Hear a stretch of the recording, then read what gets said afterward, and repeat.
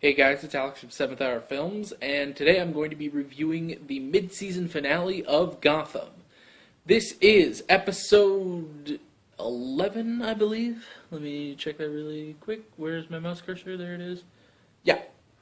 Episode 11 of Season 4. This is Queen Takes Night. So, I haven't made any Gotham videos since the season premiere, and you can check that out, like, right here. There should be a little card for my season premiere review of Gotham.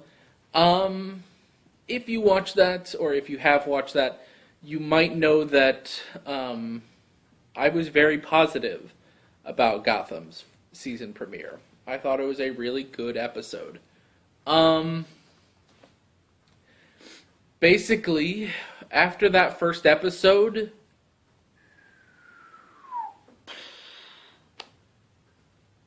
what a train wreck we have had this season. I'm serious. This has been a catastrophe. Okay, well maybe I'm over exaggerating a bit. It sucks. It's been pretty bad this season, which is horrible. So basically, this episode is, it's the mid-season finale. We're kind of wrapping up an arc, kind of. So I'm going to kind of go over some things about the other episodes, too, in this, to talk about them. First off, biggest problem with these episodes, well, maybe not biggest problem, but huge problem, they brought back Barbara. What are you doing? You just brought back the worst fucking character. Pardon my language. But, well, it's PG. I said I'm PG-13, and I give one F-bomb. But yeah, you brought back the worst character on the show after she was finally killed off. Not only that, you made her part of Ra's al Ghul's plan. Sorry about the clock. You made her part of Ra's al Ghul's plan, I guess? So that ruins Ra's al Ghul. Of course, Ra's al Ghul kind of ruins himself. Because he just disappears at some point. Well, not disappears, he dies. He straight up dies, like, maybe 3 episodes into his arc. And that's it, that's all we see of him, despite the fact that he's a main cast member now. Like, Alexander Siddig is a main cast member, but he's been dead. So yeah.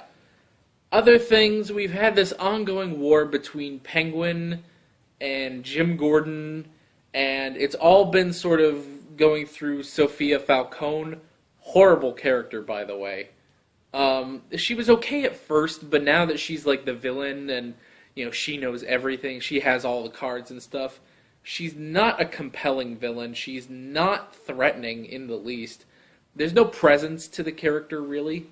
You can kind of say the same thing about Penguin, but the thing is, I was thinking about it, like, there's no presence to Sophia Falcone. There's no real presence to Oswald Cobblepot. The difference is that with Penguin, we've seen him struggle to get where he is. And his whole arc, this entire show, has been clawing his way to the top. Sophia just comes in, says she's a Falcone, and is like, yeah, and now I'm going to take over because I'm a Falcone. What? Just because you're a Falcone doesn't mean jack crap. It's like... But, see, here's the thing, is when I say a presence, like, when Sophia walks into a room, there's nothing there. It's just, oh, Sophia's here. My hair is really weird. I should have brushed it before I came in here and started filming. It'll be fine, you don't care. So there's no real presence to the character, like when she walks in a room, no one cares. And it was really highlighted when Don Falcone came back, Carmine Falcone. Because when that dude walks into a room, you take notice. It means something serious is about to happen. He walks into a room, you're like, oh shit, that's Don Falcone. There is a presence, there is a confidence to the character. Sophia doesn't have that. Penguin doesn't have that, but Penguin's not supposed to have that. It's kind of the difference between... It's kind of the same thing I always say about Wilson Fisk in Daredevil. There's no presence. It's like, and there's no confidence to the character. And people can argue. Obviously, people will argue with me on Wilson Fisk, at least. I don't know how many people would argue with me about Sophia, but people argue that there is a presence, a looming presence with Fisk. I don't think so. I think he's just a big ball of man-child rage. He's just a big, bald guy with a temper. So, Sophia's not like that exactly, but it's sort of the same thing. There's no presence to the character. So, yeah, this whole thing... Now, okay, there's one moment that I like that gets ruined, actually. So, Jim Gordon is trying... This entire season, he's been trying to take down Penguin, basically. Even though he's gotten involved with Sophia Falcone and Professor Pig. Oh, Professor Pig. Talk about a boring villain. Anyway, we'll talk about him in a moment. So yeah. So this whole season has basically been Jim wants to take down Penguin. So Harvey actually comes back, because Harvey's not the captain anymore. Jim is. But Harvey comes back and gives Jim the advice, you have to get him for something he can't beat. Like, you can't just get him on, a murder charge. Yeah, it's got to be something he cannot beat in the slightest. And basically, just a public atrocity is what Harvey says. And Sophia actually tells Jim that Penguin blew up a child, basically. So, but the thing is, Penguin didn't actually. He faked the explosion of a child, basically. I know that sounds weird, but if you know what I'm talking about because you've seen the show. Otherwise, why would you be watching this video? So yeah. So basically, Penguin faked the death of this kid and had Zsasz send him off somewhere. And so when Jim Gordon confronts him, he's like, ha, the kid's actually alive. And Jim's like, really? Where is he? It's my fridge. It's powering up. It's all right. He's like, all right, where's the kid? And Penguin's like, well, I don't know. I sent Victor Zsasz to. I sent him. He had him send him away. If I could actually talk. And Jim kind of looks at Zsasz like, is that true? And Zsasz says, no, it's not true. Penguin had him blown up. Now, the reason for this, I guess I should actually say, is because Don Falcone is shot and killed in this episode, like at the beginning of this episode, which is a shame. But probably, I bet you that actor was kind of done. Like, he was like, I can come back for a cameo or two, but he was probably like, okay, I'm done. Or something like that. Or maybe they were just done with the character. They didn't want the possibility of bringing him back because they didn't really know what to do with him or something. So, Falcone is shot and killed. And Zsasz, who was loyal to Falcone and now loyal to Penguin, he thinks that Penguin did it. Like, he even, confronts Penguin as like, hey, you would have told me if you were going to ice the old man, right? And Penguin was like, of course I would have told you. I didn't kill him, Victor. But Zsasz doesn't really believe him. So, he turns on Penguin. Which is interesting because if there's any constant through these episodes, is that Victor Zsasz was loyal to the Penguin. And that's gone now. Now, I'm okay with this. Because he betrayed him because of Falcone. And I like that. It shows that he is still loyal to his old... I don't want to say old master. It sounds like slavery. But his old boss, basically. He was still loyal to him even after death, basically. So, that I liked. What I don't like is, at the end of this episode, when Sophia basically kind of takes over the underground world, Zsasz comes in and is like, yes, and you will rule over Gotham. He says, I don't know if he says anything, but he basically shows that now he has turned to Sophia. That I don't like. because Sophia has done nothing to earn Victor Zsasz. Falcone does. Penguin even did. But Sophia does... I know this sounds weird, but Sophia doesn't deserve him. She just doesn't.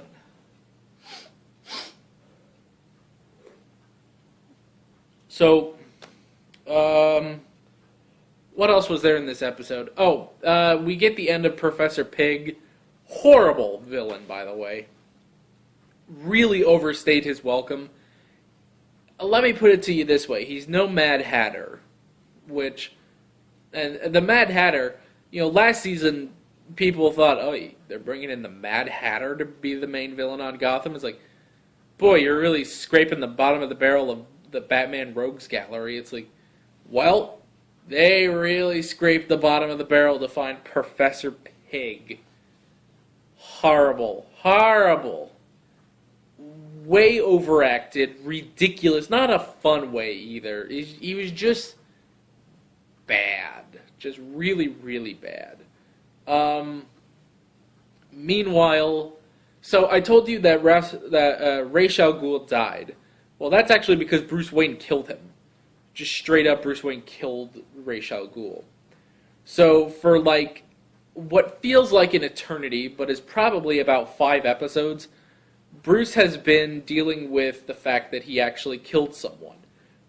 Okay, that's a big deal. He actually killed a man. That's a big deal. Where do we go with this?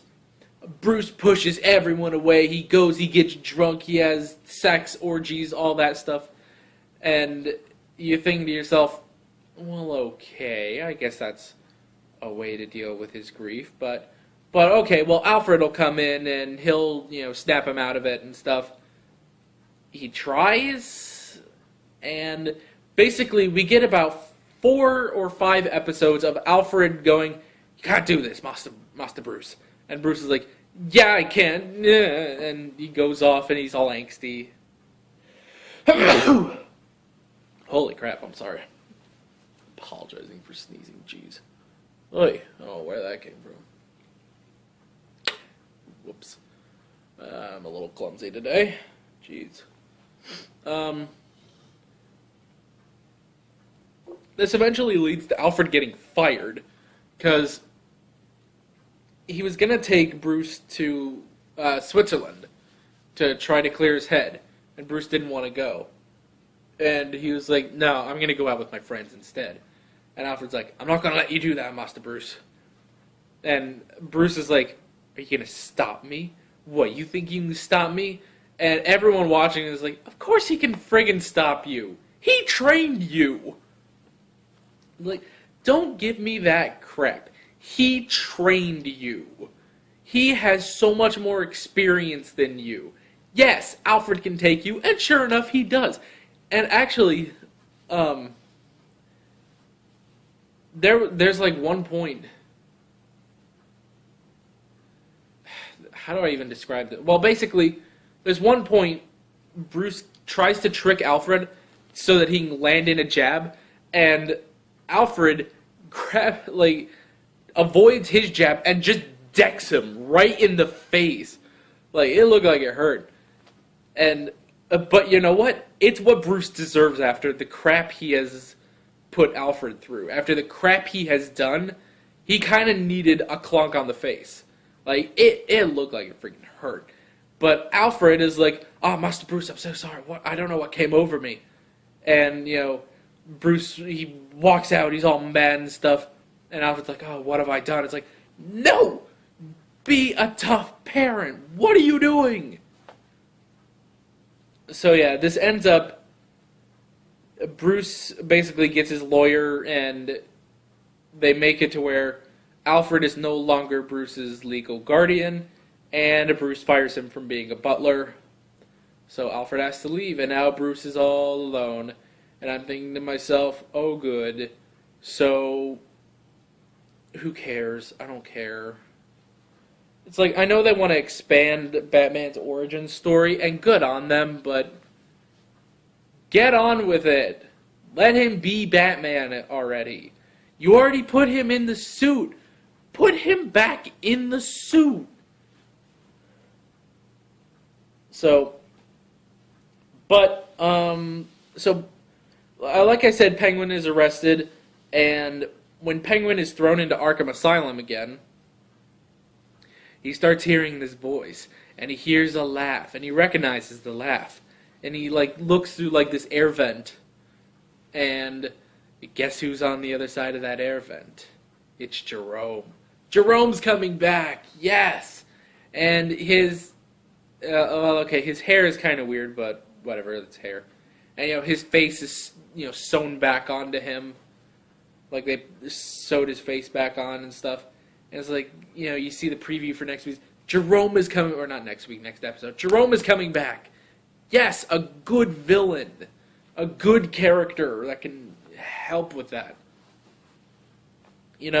It's like, there's a scene in an earlier episode where Jim is talking to Pig in Arkham Asylum, actually, because he got arrested. And he's like, no one's going to remember you. And he's like, oh, they will remember me. It's like, no, they won't. You're not a real criminal. It's like, you know who people remember? Jerome Velasquez, Oswald Cobblepot, Fish Mooney. They're real staying criminals. And I love that he starts with Jerome. Of course, everyone remembers Jerome. No one is going to remember Professor Pig, because no one cares. Because he's just some weird pig man. And, yeah. This is like, but I love that he starts with Jerome, because yes, it's Jerome. Jerome is the best villain we've had. So, oh yeah, and there's stuff with Nigma and Lee and Tabitha Gallivan, the character they won't get rid of. Tabitha Gallivan and Butch, who came back to life as Solomon Grundy, by the way. Yeah. That's really it. So other than the Jerome reveal, it kind of blows. Plus the fact that after all of this, we're not done with Sophia Falcone. She's actually going to stay. And, now she's in charge of the underworld. It just sucks. The season premiere was so promising. I loved the season premiere. I thought this was going to be amazing. I thought Scarecrow was going to be our villain. Where the hell did Professor Pig come from? Why not use the Scarecrow?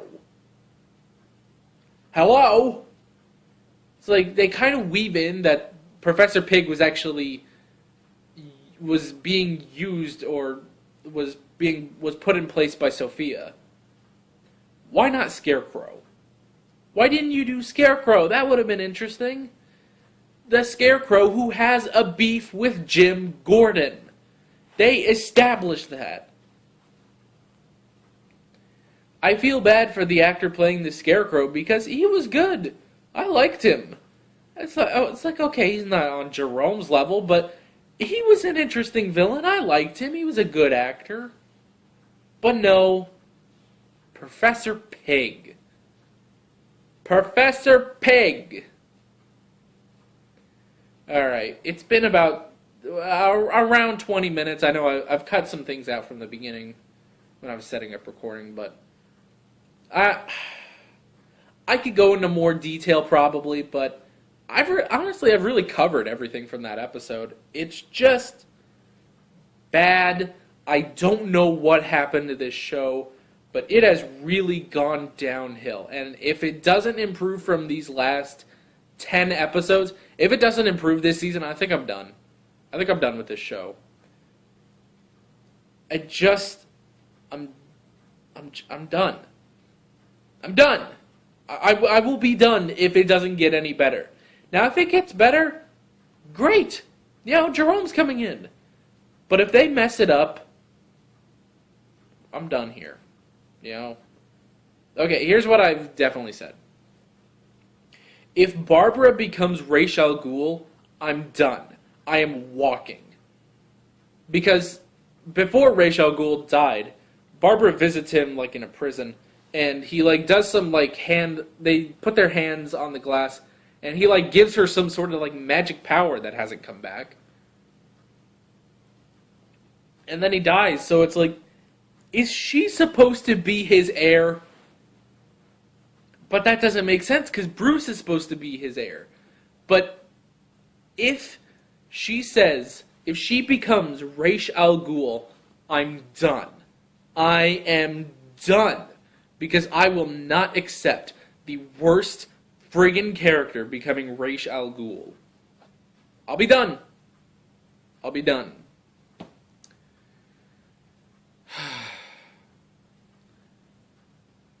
End cards are going to pop up right about now. You can click on those. You can follow 7th Hour Films on Twitter, at 7th Hour Films, for all the times that I'm going to be reviewing good episodes of TV shows. Stick around. I've got the Orville Season 1 review coming up. I'm Alex from 7th Hour Films, and I will see you guys next time. Take care.